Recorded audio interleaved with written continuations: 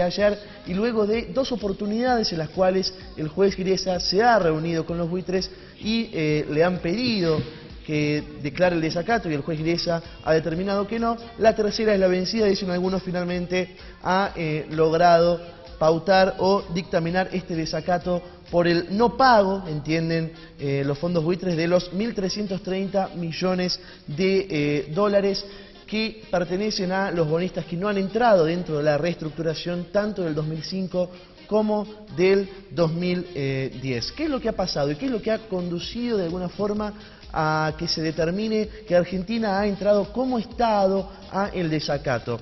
Primeramente, la sanción de la llamada Ley de Pago Soberano. ¿Qué es lo que ha pasado con esto? Argentina, recordemos, días atrás ha aprobado en el Parlamento la llamada Ley de Pago Soberano, que permitía cambiar el lugar del pago, como así también el ente fiduciario que se iba a encargar de realizar el pago a los bonistas. Primeramente, y en realidad según entienden los fondos buitres, la entidad que tendría que realizar el pago a los bonistas que no entraron en la reestructuración era el Banco de Nueva York. Bueno, a raíz de que Argentina sancionara esta ley, sería Nación Fideicomiso el ente fiduciario que estaría a cargo de este pago. Esto ha atormentado prácticamente a los buitres, se enojaron muchísimo y lo que argumentaron es que Argentina está tratando de evadir puntos críticos, puntos importantes de lo que es este fallo del juez Tomás Griesa, que indicaba que había que pagarlo. ¿Qué es lo que pretende y qué es lo que puede pasar en principio a raíz de este desacato? Primero, los buitres están pretendiendo que haya un pago de una multa. Un pago de una multa que se va a contabilizar por días, ¿no? Es decir, por cada día en los que no se ha pagado, se va a cobrar un monto que algunos estiman podría llegar a los 50.000 pesos diarios, 50.000 dólares diarios, ¿sí? Desde el 30 de julio. ¿Por qué desde el 30 de julio? Porque ese fue el día en que se realizó este fallo, se dictaminó y de alguna forma se determinó que Argentina no estaba pagando y que tenía que pagar, ¿sí? Entonces podría llegar a afrontar ciertas multas. ¿Qué es lo que pasa?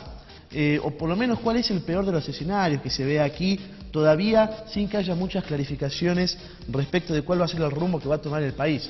La dificultad para acceder a créditos internacionales, esto quizás es lo más importante. Se va a entrar en una suerte de inseguridad a nivel financiero, económico, que va a imposibilitar, dicen algunos pronósticos, la posibilidad de acceder a créditos internacionales, ¿no? ¿Cuál podría ser en principio lo mejor o el panorama menos agresivo quizás para la mayoría de los argentinos?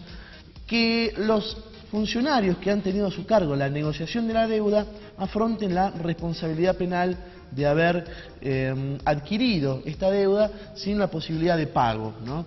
Entonces, aquellas personas que han adquirido esta deuda y demás van a tener que afrontar esa responsabilidad penal. ¿Por qué decimos esto? Es quizás lo mejor que puede pasar, porque no tendría implicancias económicas sobre el resto de la población, sobre el resto de la gente, que es lo que en principio se busca evitar.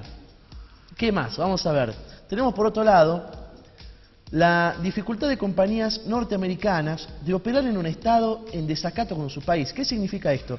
Hay una tradición muy exigente por parte de los Estados Unidos para con sus empresas cuando trabajan en estados que tienen algún tipo de conflicto con los Estados Unidos, con su país. Bueno, en este caso, las empresas estadounidenses que trabajen en la Argentina van a tener ciertas dificultades, no se sabe cuál, pero en principio ya han habido ejemplos en los países anteriores que han entrado en desacato, que por cierto son el Congo, la República del Congo de África, y Rusia. Son ambos países, los dos han entrado en desacato, Argentina sería el tercero.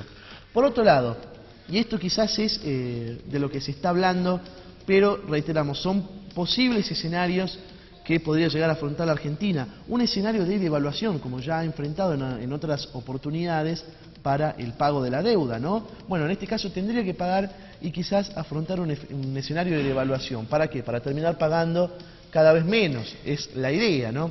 Y por otro lado, la imposibilidad de acceder al financiamiento de Nueva York, que es quizás la plaza más importante en cuanto al otorgamiento de créditos y demás. Bueno, las relaciones lógicamente no estarían quizás en el mejor de sus momentos, ¿no? Hay que tener en cuenta dos cosas.